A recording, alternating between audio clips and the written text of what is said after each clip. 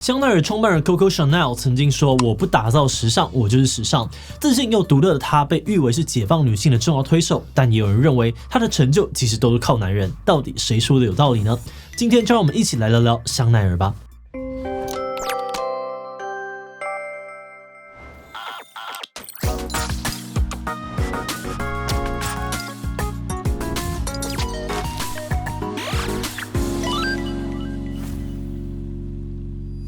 Hello， 大家好，我是志奇。就算是对时尚精品很不熟悉的人，可能都听过香奈儿这个品牌。创办人 Coco Chanel 打造出了世界最知名的香水 Chanel No.5， 象征解放女性的斜纹软呢套装，以及 Chanel 2.55经典手袋。尽管一颗要价30-40万，但它依旧呢是很多女性辛苦工作之后最想要买来犒赏自己的梦幻单品。此外 ，Coco Chanel 特立独行的风格更是它的标志。他曾经说过：“我不在乎你怎么看我，因为我也不曾在乎你。”因为看不惯有钱人总是带着珍贵的珠宝炫富，他就做出假珠宝商品，让那些手头不宽裕的女性也能够打扮得漂漂亮亮。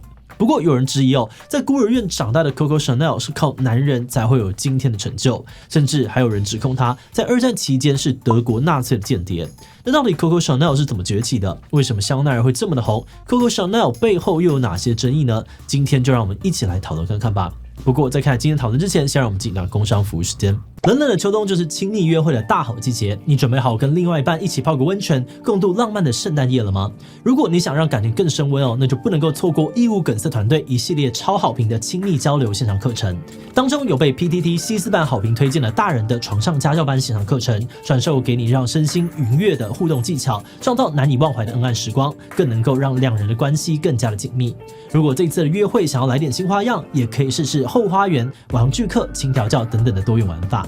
现在义务梗塞旗下的课程呢，有限时的合购优惠，买多赚多，最低6折，是你提升亲密技巧的大好时机。详细的课程内容与优惠的资讯，请点击资讯栏的连结。趁火热约会来临之前，赶快把你的恩爱招数准备好吧。Coco Chanel 的本名是加伯利·香奈儿，1883年出生在法国的一个贫穷家庭当中。12岁时，母亲因病去世，而他的父亲又是一个街头小贩，生活太过困顿，就把他送到孤儿院，由修女抚养长大。在孤儿院中，修女教他缝纫，成为了他未来走向时尚产业的基础。成年之后，他一边靠着裁缝打工赚钱，一边到歌舞厅去担任驻唱歌手，在那里他被叫做是 Coco。而关于这个昵称的由来，至少有3种说法。第一呢，是他在驻唱的时候总是会唱一首名叫做《谁看见了 Coco》的歌曲。这首歌的内容是一个女孩在找寻她的小狗 Coco， 所以观众看到她呢就会大喊 Coco Coco， 示意她唱这首歌。第二种说法呢，则听说是来自于她的父亲，从小就昵称她是 Coco。最后一种说法呢，则是来自于大西洋月刊的文章，上面提到 Coco Chanel 说 Coco 来自于法语的 coquette， 意思呢是情妇或被包养的女人。她为什么要这样子称呼自己呢？我们回顾 Coco Chanel 的恋爱史要说她被包养，其实在某种程度上面来说还算蛮贴切的。首先要提的是 Coco 的初恋贝森，他是一家纺织公司的富二代。1906年，23岁的 Coco 在驻唱时认识了他，就成为他众多情妇之一。通过贝森 ，Coco 有机会接触到上流社会，并认识到了时尚精品，也让他开始有想要自己设计帽子的念头。1909年 ，Coco 26岁时，透过贝森认识了马球运动员卡培。Coco 对卡培一见钟情，在听到卡培要离开他的城市时，就不顾一切的跟着跳上火车。就这样子，他们3人展开了一段三角恋情。贝森跟卡培都很支持 Coco 的事业。1910年，贝森帮他租了店面，卡培则是资助他资金。因此呢 ，Coco 在巴黎的康朋街21号开了一间帽子精品店，成为了香奈儿的起点。Coco 也开始展露出他的设计才华。在当时上流社会非常流行浮夸的帽子，除了会装饰有华丽的羽毛呢，甚至还会有假水果在上面。Coco 认为这种帽子重的要命，戴上去之后呢，大脑根本就无法正常运作，所以他改用简单的缎带装饰手工编织的草帽，打造出了简约的风格，受到了很多女性的欢迎。不过真正让 Coco 出名的呢，是他在服装设计上面的突破。Coco 的感情世界非常的丰富除了前面提到的三角恋之外呢，她还有许多已婚的富豪男友，时常和他们一起从事马术高尔夫和滑雪等等的户外活动。但当时流行的女装呢，大多都是凸显身材的紧身马甲，根本就不适合这些户外场所。Coco 认为奢华必须舒适，否则就不是奢华。于是他开始把男性的元素融入女性服装当中，像是开襟外套啊、高腰宽裤都是他的代表作。1924年，他甚至还以当时的男友西敏公爵的外套材质作为灵感，设计出了斜纹软呢外套，而这款布料呢，也在未来成为了香奈儿的经典代表花纹。第一次世界大战之后，因为物资缺乏，人们开始反思过去的华丽浮夸风格过于铺张浪费。再加上香奈儿的简约美学扭转了过去约束女性的时尚，和当时解放女性的潮流紧密的结合，受到了很多上流女性的青睐，让她一炮而红。而1916年 ，Coco 赚到的钱呢，就已经足以偿还卡培给她的资金。美国时尚杂志 Vogue 甚至还称赞香奈儿的衣服非常适合现代女性和现代生活。但除了设计风格很多人喜欢香奈儿，还有因为 Coco 敢说敢做、自由不拘的性格。1926年，当时的人们对于黑色的看法都是哀伤的象征，一般只会在丧礼等场合穿。但是 Coco 设计的黑色小礼服却打破了这个规则。当现代时装之父保罗·波列问他：“夫人，您做的黑色礼服是要为谁哀悼？”他直接回向说：“为您啊，先生。”这种坦率无畏的个性呢，赢得了很多女性的崇拜，让黑色洋装瞬间成为了时尚的经典之作。它甚至被誉为是服装界的福特。意思是指说呢，福特 T 型车的出现让汽车在美国普及，而香奈儿的黑洋装同样具有划时代的意义，彻底改变了人们的时尚观。不过，香奈儿最赚钱的商品 Chanel No. 5却让它受到了挫败跟争议。电影《香奈儿的秘密》描绘出 Coco 和作曲家史特拉文斯基的秘密恋情，催生出了 Chanel No. 5诞生。不过官方说法却否认这样传闻，他们说呢，史特拉文斯基跟他的家人确实曾经住进 Coco 的家，但不伦恋是虚构的，因为没有证据。那根据我们查到的资料 ，Coco Chanel 认为香水是一种看不见又令人难忘的时尚配件，能够预告你的到来并延长你的离开时间。所以1921年，他请来了沙皇的御用调香师，打造一款香奈儿的香水。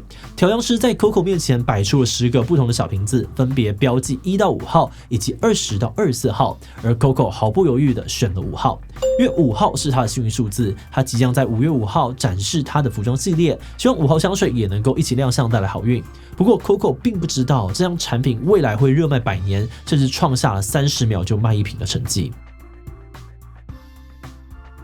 当时因为资金考量，他把香水业务授权给了恩斯特·韦德海默，并且由他出资生产。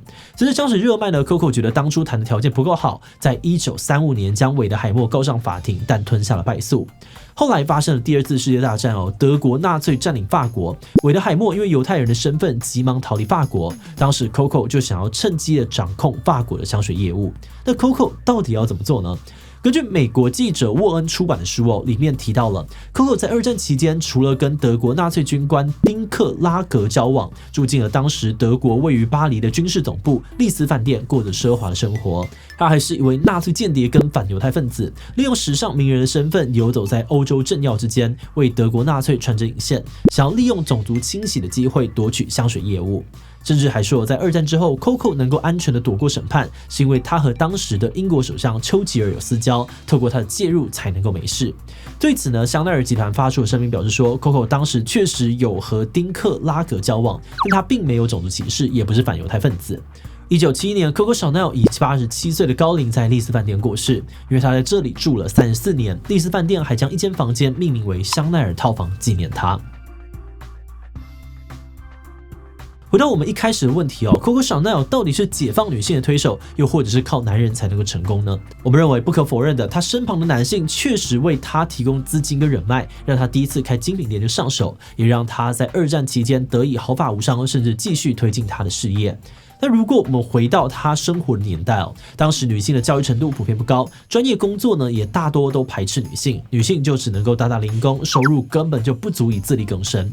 在那个情况之下呢，靠男人生活其实是一个普遍的社会现象。但 Coco Chanel 靠男人之外呢，还凭借着勇于突破性别框架的创新，打造出了红遍全球的时尚品牌。这个厉害的成就，即使放到女性普遍受教育的现代，也只有非常少数人才能够做到。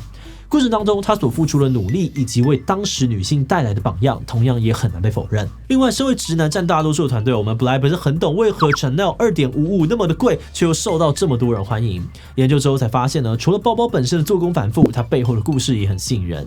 有人说2.55其实就是 Coco Chanel 的一生，她为女用手袋设计背带，解放双手，体现出她创新的性格。里面的拉链小夹层呢是收藏情书的地方，展现出了她风流而多情的一面。最后的淑女之所呢，正是呼应她终身不嫁的决心。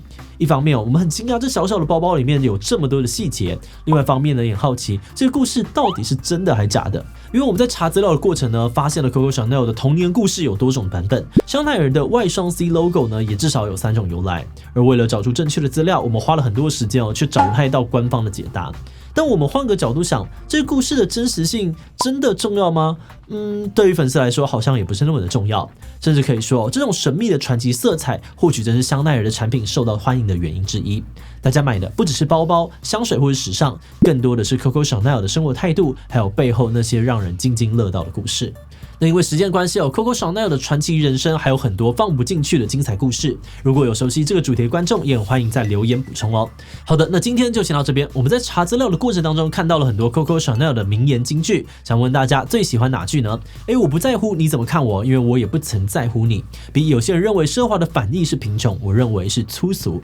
C 优雅呢是懂得拒绝。D 别花时间做枯燥乏味一再重复的事情，人生是拿来工作跟恋爱的。以其他留言分享你的想法吧。最后，如果你喜欢今天的影片，欢迎分享出去，让更多人知道香奈儿。此外呢，也可以点击这个地方看香水以及名牌包。那么今天的这一期就到这边告一段落，我们就明晚再见喽。